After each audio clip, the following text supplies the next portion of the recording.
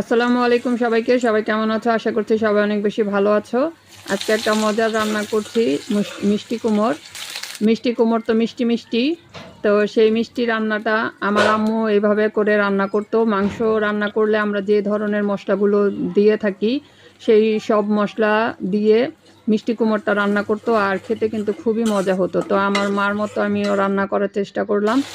আর বিশ্বাস করবে কিনা জানি না, খেতে খুবই ভালো লেগেছে।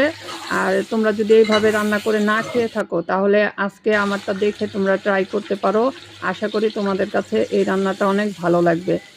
আর অনেকেই আছে মিষ্টি কুমড়ের মধ্যে কিন্তু চিনি দিয়ে থাকে, তবে চিনি না দিলেও হয়। আমি একটু চিনি দিয়েছি, কারণ চিনিটা দিলে মিষ্টি কুমড়টা কিন্তু আরও খেতে মজা লাগে। এখন তোমাদের কাছে যদি ভালো না লাগে, তাহলে তোমাদের চিনি দেওয়ার দরকার নেই।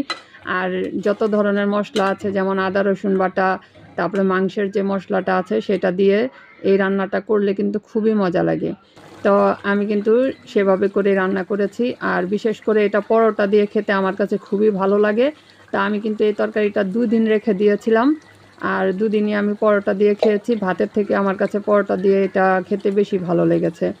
তো উপর থেকে একটু এই ভাজা জিরার গুঁড়া আর ধনিয়া পাতাটা দিয়ে রান্নাটা কমপ্লিট করে নিলাম। তোমাদের কাছে কেমন লেগেছে সেটা তোমরা কমেন্টে জানাতে পারো। সবাই ভালো থেকো। আল্লাহ হাফেজ।